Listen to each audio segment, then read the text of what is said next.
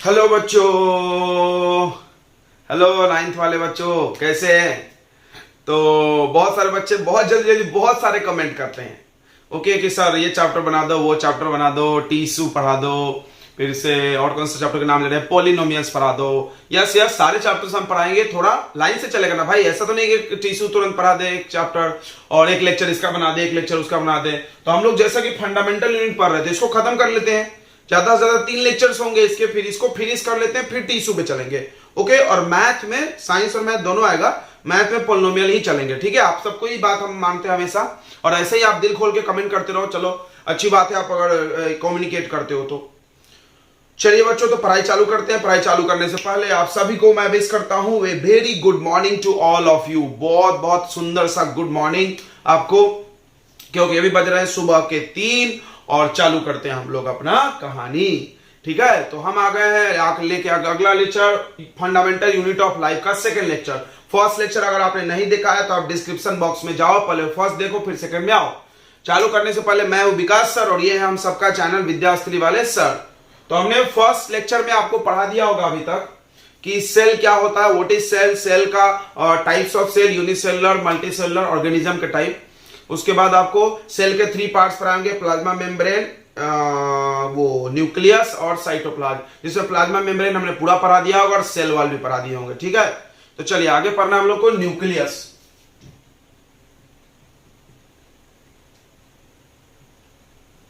Nucleus, तो nucleus क्या होता है? तो सबको पता है कि सेल के अंदर, तो कोई भी सेल हो, प्लांट हो, एनिमल हो, हर सेल के अंदर एक मेम्ब्रेन बाउंडेड रीजन रहता है, डबल मेम्ब्रेन से। ये देखो ऐसे घिरा रहता है। तो इसमें लिखो ध्यान से ऐसा कि it has double layer membrane. इसके बाद डबल लेयर मेम्ब्रेन होता है कॉल्ड न्यूक्लियर मेम्ब्रेन। उसको क्या बोलते हैं हम लोग? Nuclear membrane. ये है आपको न्यूक्लियर मेम्ब्रेन।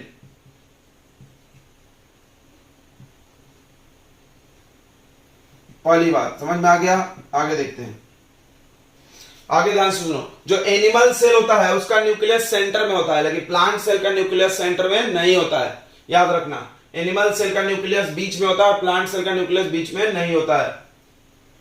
ठीक है, अब देखो इस न्यूक्लियर मेम्ब्रेन में छोटे छोटे छेद होते हैं, छोटे छोटे पोर्स होते हैं। छेद क्यों छेद होता है भाई? ताकि कोई भी मटेरियल मूव कर सके in and out to the nucleus. ठीक है, इस न्यूक्लियस में छोटे छोटे क्या होते हैं? पोर्स होते हैं, ताकि मटेरियल क्या कर सके? अंदर बाहर मूव कर सके। ये भी लिख लो, this nuclear membrane have tiny, मतलब छोटे, पोर्स यानी छेद, holes, tiny pores which helps in movement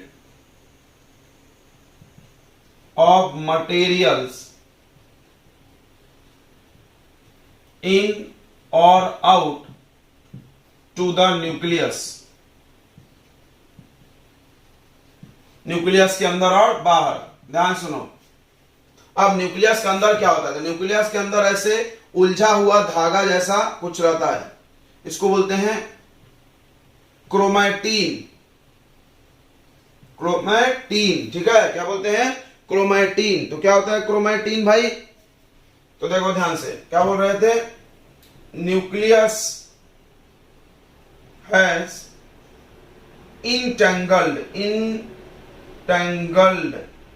entangled यानी उलझा हुआ, उलझा हुआ। याद रखना, ऐसा जैसे धागा है, रस्सी ऐसे फंस जाता है एक दूसरे में, वैसा। तो nucleus has entangled thread like structure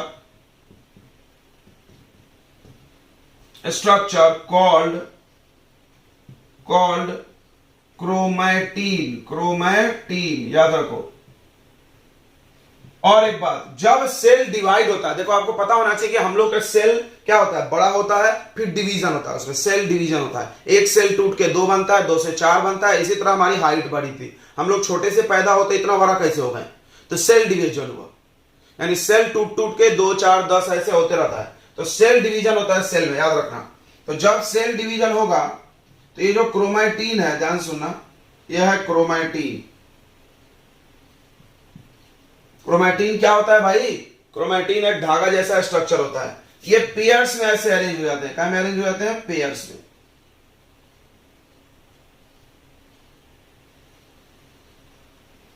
ऐसे पेयर पेयर में अरेंज हो जाता है। इस पेयर का नाम है क्रोमोसोम। पेयर का नाम क्या है, क्रोमोसोम। ध्यान से समझना एक एक चीज। तो यह चीज हम लोग लिख लेते हैं क्या, कि at the time of cell division, at the time of cell division, cell division के वक्त क्रोमैटिन गेट अरेंज्ड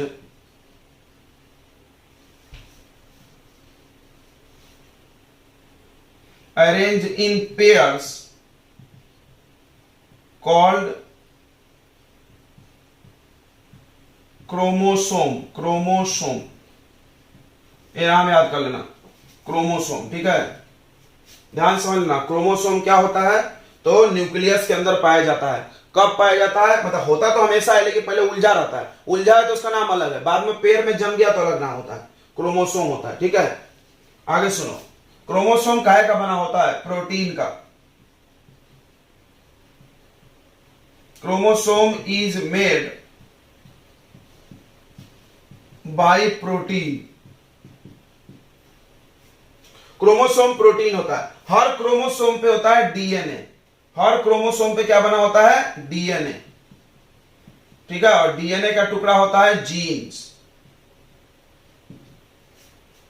याद रखो, सबसे मेन कौन है, क्रोमैटिन। इससे पेयर हुआ तो क्रोमोसोम। क्रोमोसोम के ऊपर कौन है, डीएनए। डीएनए से छोटा कौन, जीन। यानी ये सबसे छोटा है। समझ में आ गया।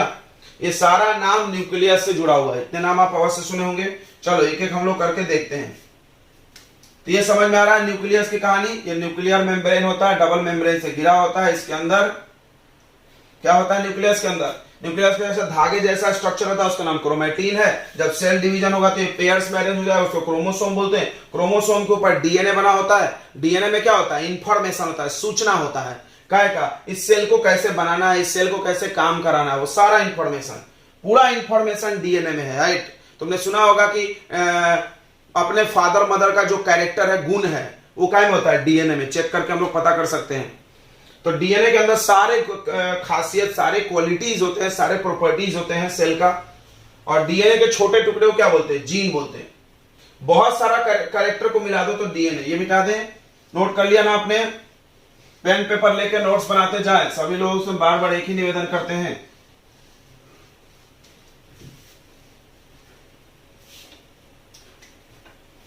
तो आगे देखो, ध्यान सुनेंगे। तो क्रोमोसोम, क्रोमोसोम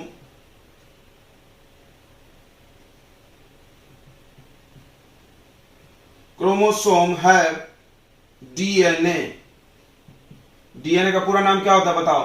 डीएनए का नाम होता है डीऑक्सी राइबो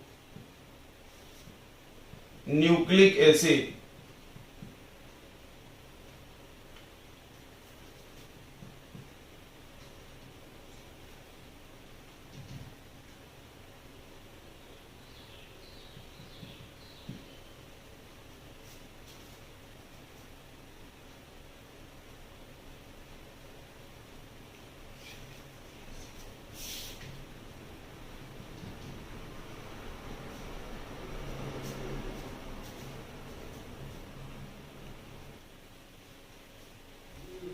तो डीएनए का फुल फॉर्म क्या होता है, डीऑक्सी राइबो न्यूक्लिक एसिड, ठीक है। तो क्रोमोसोम के पास डीएनए होता है, याद रखना। क्रोमोसोम पे डीएनए होता है। सबसे बड़ा क्रोमोसोम है, उसका छोटे छोटे डीएनए बने होते हैं। मतलब छोटा नहीं, बहुत सारा होता है डीएनए। डीएनए क्रोमोसोम पे होता है। क्लियर हो गया ना। अब सुनो आगे, डीएनए क्या होता है। तो DNA is made by protein. अभी बताए थे, पूरा क्रोमोसोम ही प्रोटीन का बना, तो ये भी प्रोटीन से बना होगा। DNA is made by protein.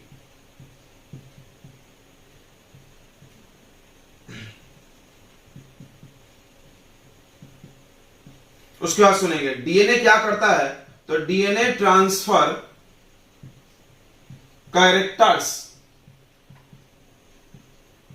Characters from one generation to another generation, from one generation to another generation. मतलब एक जनरेशन से दूसरे जनरेशन डीएनए क्या करता है, कैरेक्टर ट्रांसफर करता है। जैसे जैसे आपने देखा होगा कि आपका बाल का डिजाइन, आपका कलर, आपका हाइट वगैरह वगैरह, आपके बॉडी के बहुत सारे गुण, कैरेक्टर आपके पापा या मम्मी से मिलते हैं। तो कैसे भाई, तो अपने पापा और मम्मी का डीएनए हम लोगों में आया। यानी डीएनए क्या करता है, एक सेल का कैरेक्टर दूसरे सेल में पास करता है। याद रखना, DNA transfer character from one generation to another generation. ये डीएनए का काम हुआ। कोई पूछा क्या फायदा है डीएनए से, ये पहला फायदा। दूसरा हम बता रहे हैं, तो डीएनए हैज इंफॉर्मेशन। डीएनए के पास सूचना होता है, इंफॉर्मेशन होता है for constructing and organizing cell. वैसे मेरे पास सेल है, देखो। अब मान लो इस सेल में कोई पार्ट मर गया, खत्म हो गया, टूट गया या कुछ भी हो गया, वो गायब हो गया, तो फिर वो डबल से कैसे बनेगा, अपने आप कैसे बनेगा, पता कैसे चलेगा कैसा था वो। समझ में आ रहा है। जैसे मान लो मेरे को ये बोर्ड बनाना है इतना बड़ा, तो हमको ये मान लो ये बोर्ड चोरी हो गई मेरी, गुम गई। अब हम अगले दिन आएंगे पढ़ाने, जा बोर्ड नहीं है, तो कहां से बोर्ड लाएंगे भाई। तो हमको याद होना चाहिए कि बोर्ड ऐसे कितना फीट है, ऐसे कितना फीट है, ये इंफॉर्मेशन होना चाहिए ना। हाँ, नहीं तो बड़ा छोटा बन जाएगा, फिर बराबर प्रॉब्लम होगा। वैसा ही तो सेल के अंदर जितने पार्ट है उन सबको बनाने का जो सूचना है, वो कैसे काम करते, ऑर्गेनाइज यानी कैसे काम करना, और कंस्ट्रक्ट यानी कैसे बनाना, वो कैसे काम करते हैं और वो कैसे बनते हैं, इसका सारा इंफॉर्मेशन डीएनए के पास होता है। तो ये डीएनए का दो इंपॉर्टेंट काम हो गया बच्चों, याद कर लो काम। डीएनए दो काम करते हैं, एक तो सेल के अंदर जितने लोग हैं सबका सूचना उसमें है, और दूसरा वो एक जनरेशन से दूसरे जनरेशन कैरेक्टर को ले जाता है। अगला नाम सुनो, अगला जीन है। तो ऐसा बोलते हैं फंक्शनल यानी काम करने वाला, फंक्शनल सेगमेंट यानी टुकड़ा। Functional segment of DNA is called jeans. यानी डीएनए से छोटा जीन्स होता है, फंक्शनल सेगमेंट। ठीक है, ध्यान सुन लो आगे।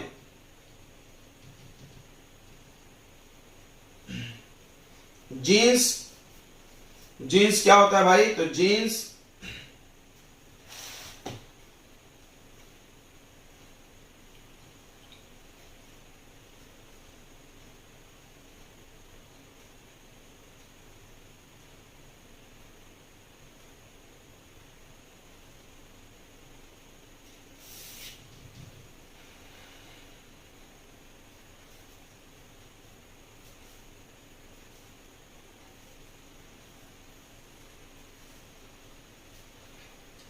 तो functional segment of DNA is called genes.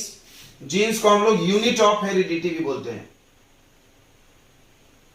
Genes are unit मतलब सबसे छोटा टुकड़ा, यूनिट ऑफ हेरिडिटी।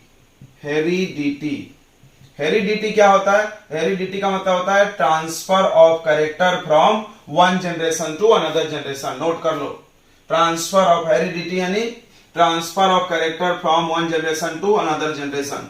तो न्यूक्लियस तुमने सीख लिया, न्यूक्लियस के अंदर क्रोमोसोम, डीएनए, जीन, ये सब नाम आया। ये सब लोग है एक ही, समझ में आ रहा है ना। सबसे बड़ा कौन, क्रोमोसोम, उस पे छोटे छोटे कौन, डीएनए, उससे और छोटा कौन, जीन। क्लियर हो गया होगा। चलो अच्छी बात है। अब हम लोग आ रहे थे फंक्शन ऑफ न्यूक्लियस। भाई ये न्यूक्लियस करता क्या है। तो सबसे पहला इंपॉर्टेंट काम, न्यूक्लियस सेल डिवीजन कराता है। जो सेल एक से टूट के दो हो रहा है, तुमने अभी देखा था कि न्यूक्लियस के अंदर क्रोमेटिन था, उलझा हुआ, फिर वो पेयर में अरेंज हुआ तो क्रोमोसोम बना। क्रोमोसोम बनेगा तभी सेल डिवीजन होगा। यानी हम बोल सकते हैं सेल डिवीजन कराने में कौन मदद करता है, न्यूक्लियस। तो nucleus help in cell division. Nucleus cell division में मदद करता है। दूसरा, nucleus control growth of cell, cell के ग्रोथ को कंट्रोल करता है, कौन सा सेल कितना ग्रो करेगा। ठीक है। तीसरा, इट कंट्रोल ऑल केमिकल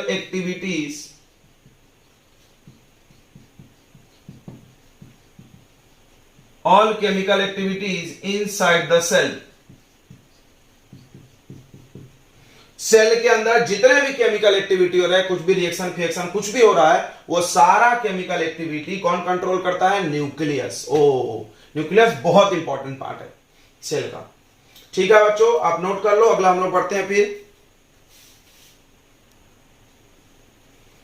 तो देखो, न्यूक्लियस के आधार पे न्यूक्लियस का कैसा डिजाइन प्रेजेंट है, उस आधार पे भी ऑर्गेनिज्म के 2 टाइप्स होते हैं। ध्यान सुनो, 2 types of,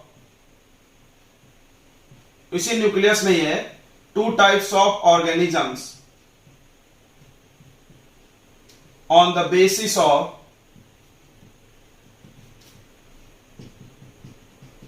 nuclear membrane. Nuclear membrane है कि नहीं, न्यूक्लियर मेम्ब्रेन तो ना भी देखा था, न्यूक्लियस के बाहर ऐसे डबल मेम्ब्रेन होता था, उसको क्या बोलते हैं, न्यूक्लियर मेम्ब्रेन। तो कुछ ऑर्गेनिज्म ऐसे देखे गए जिसमें न्यूक्लियस के बाहर मेम्ब्रेन ही नहीं होता था, न्यूक्लियस के बाहर मेम्ब्रेन नहीं होता था। मतलब ऐसा, ये देखो, ये सेल है, ये ऐसा डबल मेम्ब्रेन होता था और इसके अंदर ऐसे धागा ऐसा रहता था। कुछ ऑर्गेनिज्म ऐसे थे कि जिसके अंदर ये मेम्ब्रेन नहीं था, डायरेक्ट ये जो क्रोमैटिन है ऐसे खुले हुए घूम रहा है। हाँ, समझ रहा है। कुछ ऐसे थे, कौन थे ऐसे लोग, तो छोटे छोटे सेल वाले, यूनिसेलुलर, बैक्टीरिया, वायरस, जिनमें एक सेल है, वो लोग ज्यादातर ऐसे होते थे, जिन बिना न्यूक्लियर मेम्ब्रेन के होते थे। तो अब 2 प्रकार का सेल का नाम देना पड़ा। ऐसा सेल जिसमें न्यूक्लियर मेम्ब्रेन है, उसका नाम रखा गया यूकैरियोटिक, और जिसमें न्यूक्लियर मेम्ब्रेन नहीं है, उसका नाम रखा गया प्रोकैरियोटिक। तो 2 टाइप का सेल हो गया। There are 2 types of cell, लिख दो, there are 2 types of cell on the basis of nuclear membrane. पहला है प्रोकैरियोटिक सेल और दूसरा है eukaryotic.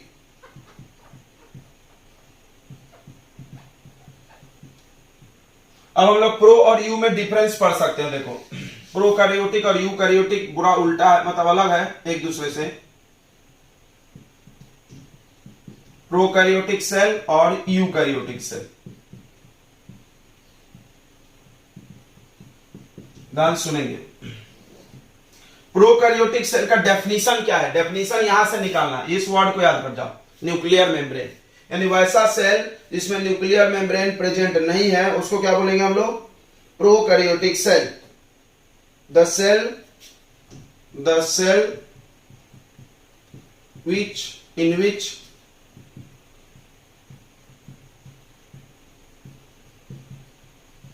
nuclear membrane is absent is called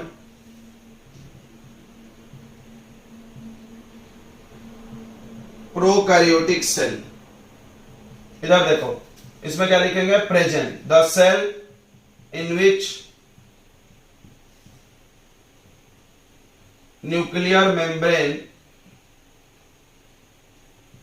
is present is called क्या, यूकैरियोटिक सेल।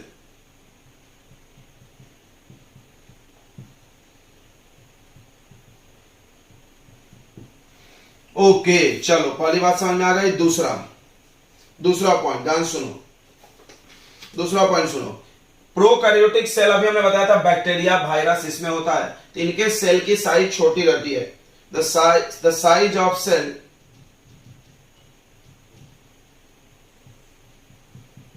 इज स्मॉल, इसके तुलना में बहुत छोटी होती है। उसमें क्या लिखेंगे, size of cell is large, cell का साइज क्या होता है, बड़ा होता है। ठीक है, क्लियर हो रहा है। दूसरा सुनेंगे, इसमें होता है सिंगल क्रोमोसोम,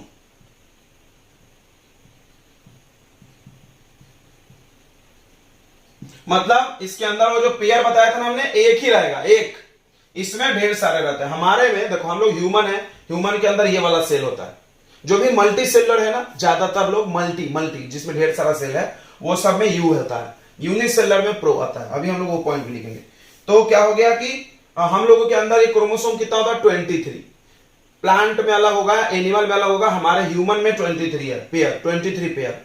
लेकिन इसमें एक ही रहेगा, single pair, single chromosome is present. इसमें लिखेंगे हम लोग, ध्यान सुनो, large number of chromosomes are present.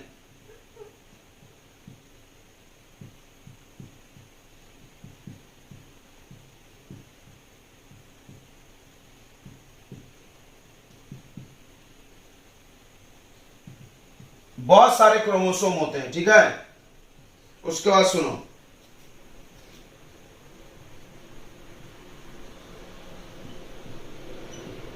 Membrane bounded cell organelles,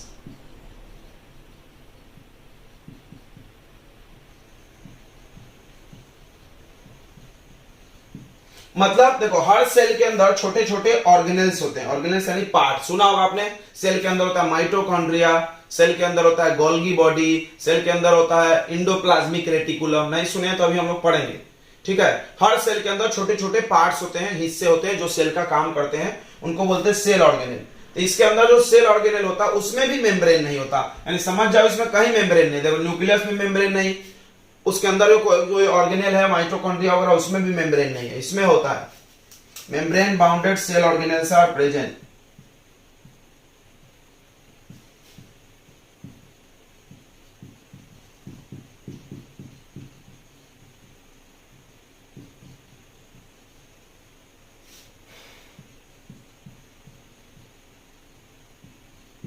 membrane bounded cell organelles are present. Clear है? चलो एक और पॉइंट लिख लो हम लोग, फिर खत्म करेंगे इसको। अब देखो, अमीबा, अमीबा यूनिसेलुलर है, याद रखना, अमीबा यूनिसेलुलर है, लेकिन उसके में प्रो नहीं होता है। कौन सा सेल होता है? यू, याद रखना ये। तो हम लोग ऐसा नहीं बोल सकते कि सारे यूनिसेलुलर में प्रोकैरियोटिक है, गलत हो जाएगा, अमीबा नहीं है। तो ऐसा बोलो मोस्टली, ऐसा बोलना। देखो मोस्टली, मोस्टली मतलब ज्यादातर, mostly it is present, mostly it is present in unicellular organism।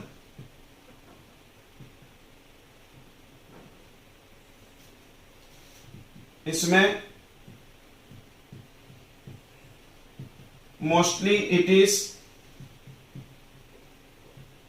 present in multicellular, multicellular समझता होगा, मल्टीसेलुलर ऑर्गेनिजम्स। समझ गया? ये यूनिसेलुलर में पाया जाता है, ये मल्टीसेलुलर में पाया जाता है। इतना डिफरेंस काफी है। चलो तो यहां पर खत्म होता है आपका न्यूक्लियस। न्यूक्लियस टॉपिक में इतना ही पढ़ना था, न्यूक्लियस के अंदर क्या क्या होता है और ये दो टाइप के सेल, ठीक है बच्चों। तो अब इसके बाद है साइटोप्लाज्म। साइटोप्लाज्म के बारे में पढ़ते हैं, नोट कर लो आप।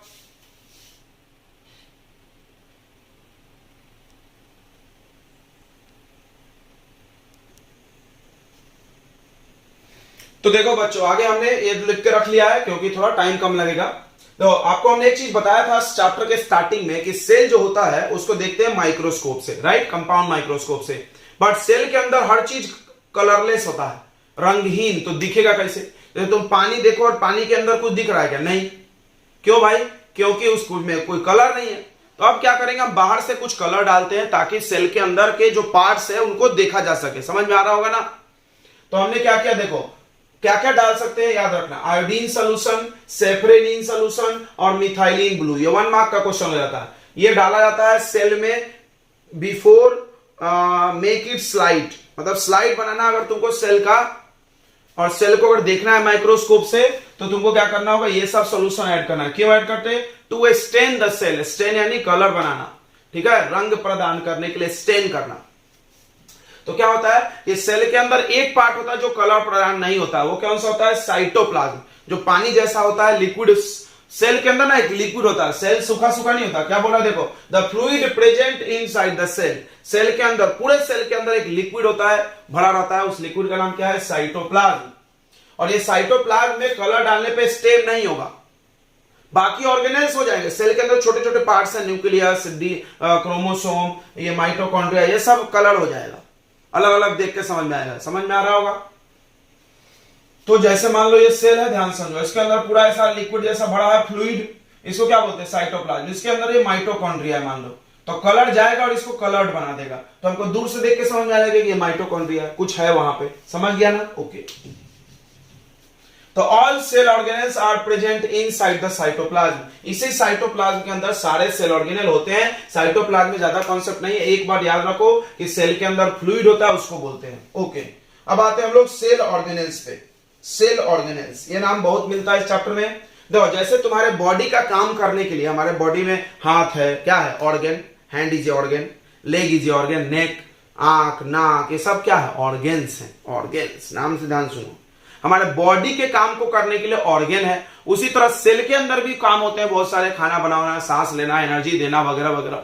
वो सारे काम को कौन करता होगा, तो उसके अंदर भी छोटे छोटे पार्ट्स होंगे, टुकड़े होंगे। तो सेल एकदम छोटा, उसके अंदर एकदम और छोटे छोटे पार्ट्स होते हैं जो सेल के काम को करते हैं, उनका नाम ऑर्गन वर्ड से ही बना लिए। क्या लगा दिया ऑर्गन में, ऑर्गन तो तुम जानते होंगे, ORGAN, ऑर्गन, उसमें ऐसा एल्स लगा दो, ऑर्गेनेल्स, याद हो गया। तो what is cell organelles, cell organelles लिखा हुआ है। तो सेल ऑर्गेनेल क्या होता है, तो बोलेंगे हम लोग छोटे छोटे ऐसे स्ट्रक्चर जो सेल के कुछ काम को करते हो, कुछ काम जरूर करते होंगे।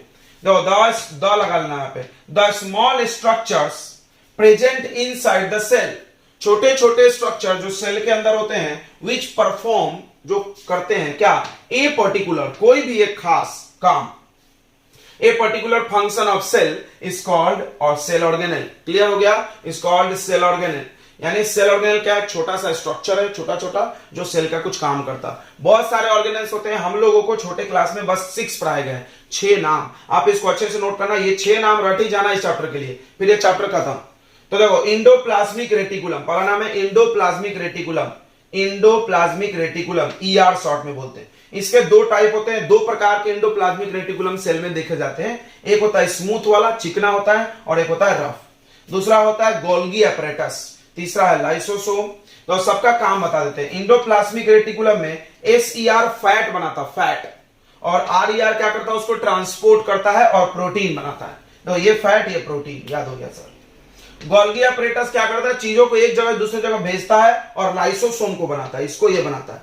लाइसोसोम क्या करता है, सेल को प्रोटेक्ट करता है, सेल को क्लीन करता है, सेल के अंदर कुछ भी चीज आ गई तो उसको डाइजेस्ट करता है। Mitochondria is very important, cell के अंदर एनर्जी बनाता है। प्लास्टिड ये प्लांट में होता है, बस इसमें क्लोरोफिल होता है, क्लोरोफिल। वैक्यूल्स ये खाली जगह होता है प्लांट में, जो प्लांट में ये भी बड़ा होता है ज्यादा, एनिमल में बहुत छोटे छोटे होते हैं। ये खाली जगह होता है जिसमें क्या करता है, प्लांट अपने कोई भी मटेरियल को स्टोर करके रखता है। तो चलो हम लोग एक एक करके इसको पढ़ लेते हैं जल्दी जल्दी, चलिए आप नोट कर लीजिए। तो पहला ऑर्गेनेल है इंडोप्लाज्मिक रेटिकुलम, देखो कैसा होता है, ऐसा होता है ट्यूब जैसा, ट्यूब समझता होगा ना, पाइप जैसा ऐसे कनेक्टेड। ये मेम्ब्रेन है, मेम्ब्रेन हमने बताया था सब में होता है, प्रो में नहीं होता, यू में होता है। ये मेम्ब्रेन, मेम्ब्रेन दिख रहा है, मेम्ब्रेन, ये समझ रहा है, ये बाउंड्री जो बना हो क्या है, मेम्ब्रेन है, इसी को बोलते हैं। और एक ऐसा होता है, देखो दूसरा वाला, देखो एक ऐसा होता है जिसके सरफेस पे ऐसे दाना दाना दिखता है आपको, ये दाना का नाम है राइबोसोम, का नाम है राइबोसोम। तो तुमको क्या देख के लग रहा है, ये रफ है, और ये वाला कैसा है, स्मूथ। ओ, तो रफ और स्मूथ कैसे पता चल रहा है, राइबोसोम से, यह है राइबोसोम। ध्यान सुनना, इसको बोलते हैं SER, SER यानी स्मूथ इंडोप्लाज्मिक रेटिकुलम, और यह है RER, rough endoplasmic reticulum. Rough और स्मूथ कौन डिसाइड करता है, राइबोसोम। जिसके सरफेस पे राइबोसोम है वो हो गया स्मूथ, सॉरी वो हो गया रफ, और जिसके सरफेस पे नहीं है वो, राइबोसोम को बोलते हैं protein factory. Protein factory, protein बनता है यहां पे। तो देखो यहां पहला पॉइंट लिखो, क्या लिखेंगे, ER लिखेंगे हम लोग शॉर्ट में, याद रखना ER, या ऐसा लिखो, दे आर मेम्ब्रेन, मेम्ब्रेन सब में होता है, मेम्ब्रेन बाउंडेड, बाउंडेड यानी बंद, ट्यूब्स, यानी ये ट्यूब है, नली जैसा है, मेम्ब्रेन में बंद है, ठीक है। ओके, आगे आगे ध्यान सुनेंगे। उसके बाद इट हैज टू टाइप्स, इसके दो टाइप होता है। देखो, if ribosome is present on the surface of ER, endoplasmic reticulum, then it is called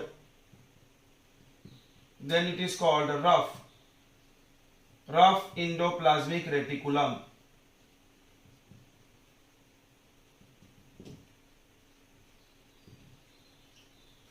ठीक है, RER शॉर्ट में। राइबोसोम को क्या बोलते हैं हम लोग? तो राइबोसोम मेक प्रोटीन। दम याद रखना, बहुत इंपॉर्टेंट बात है। राइबोसोम प्रोटीन बनाता है और वो प्रोटीन बना के इसको देता है और ये प्रोटीन को ट्रांसपोर्ट करता है। तो तुम ऐसा बोल सकते हो कि RER help in protein formation, protein का निर्माण करता है एंड ट्रांसपोर्ट करता है इसको, transport it from one place to another place inside the cell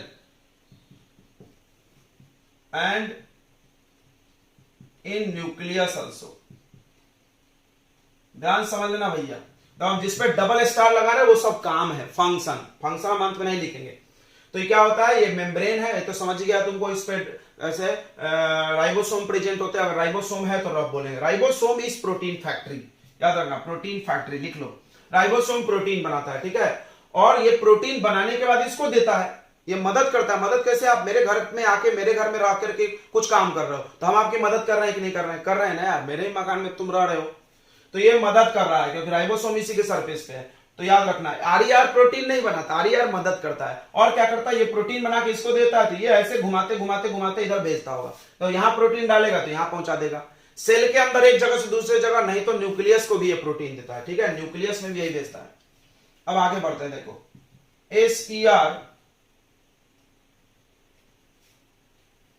SER have no ribosome on their surface, माने SER के सरफेस पे राइबोसोम नहीं होता है। आगे देखो, SER मेक फैट या लिपिड, फैट बनाता है, या लिपिड और फैट एक ही होता है। अब एक बहुत इंपॉर्टेंट नाम बनाने वाले हैं, मेम्ब्रेन बायोजिनेसिस। ये नाम यहां है, एक काम है, याद रखना, मेम्ब्रेन बायोजिनेसिस। तो क्या होता है मेम्ब्रेन बायोजिनेसिस भाई? ध्यान सुन लेना। मेम्ब्रेन तो आप सुना होगा, प्लाज्मा मेम्ब्रेन। जी याद करो, प्लाज्मा मेम्ब्रेन काय से बनता है? चलो हम बताते हैं। प्लाज्मा मेम्ब्रेन बनता है फैट से और प्लाज्मा मेम्ब्रेन बनता है प्रोटीन से। हाँ, और दोनों चीज यहां मिल रहा है, फैट भी मिल रहा है, प्रोटीन, यानी ये दोनों मिलके किसको बनाते होंगे? मेम्ब्रेन को। इसी मेम्ब्रेन बनने के प्रोसेस का नाम क्या है? मेम्ब्रेन। बायो तो बायो पढ़ रहा, थोड़ा जगह बायो लग जाएगा। बायोजिनेसिस यानी मेक करना, जैसे फोटोसिंथेसिस। ओके, तो देखो यहां पे बता रहे तुमको, SER and RER together help in formation of cell membrane by कैसे बनता बताओ? by protein and lipid। this process is called क्या बोलते हैं इस प्रोसेस को? मेम्ब्रेन बायोजिनेसिस।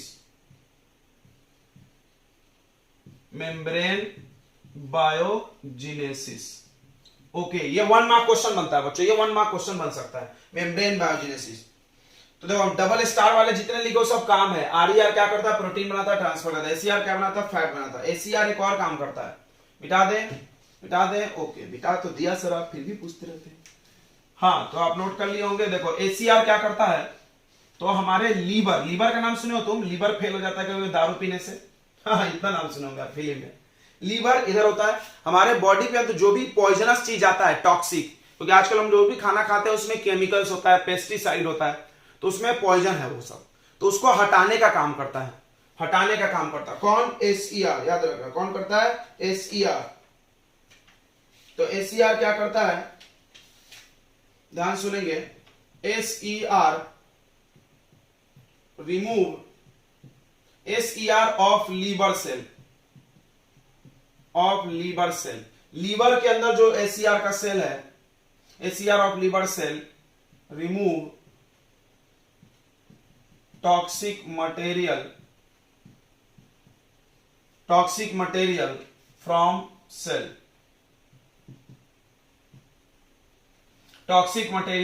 सेल, ठीक है, जहरीला चीजों को हटाता है, टॉक्सिक मटेरियल एंड ड्रग्स को भी। तुमने देखा होगा जब तुम दवाई खा रहे होगे, तुम्हारा बीमार हो गए तुम और दवाई खा रहे होगे, तो तुम्हारा जो टॉयलेट होता है वो ज्यादा पीला निकलता है। हाँ, क्यों? क्योंकि आप जो भी दवाई खा रहे हो उसके अंदर जो भी टॉक्सिक चीजें, पॉइजन चीजें, उसको लीवर निकाल के बाहर बॉडी के फेंक देता है, तो वो एसीआर का काम होता है। ठीक है, इतनी बातें समझ गए ईआर का। तो ईआर में इतना ही पढ़ना है तुमको। ईआर में क्या क्या तुमने पढ़ा, 2 बात याद रखना, आरईआर काम याद होना चाहिए। देखो काम इज इंपॉर्टेंट, बट इंसान इज नॉट इंपॉर्टेंट। फंक्शन तुम क्या करते हो, तुम्हारा ईआर का काम क्या है, कोई पूछ लिया तो तुम एसीआर आरईआर दोनों का मिला के लिख दो। ईआर में लिख देना आरईआर क्या करता है, प्रोटीन बनाने में मदद करता है, ट्रांसपोर्ट करता है उसको। एसीआर क्या करता है, फैट बनाता है। ये दोनों लोग मिलकर मेम्ब्रेन बनाते हैं। और एसीआर क्या करता है, बॉडी से टॉक्सिक मटेरियल को भी हटाता है। चलो अगला है गोल्गी एपेंडिक्स।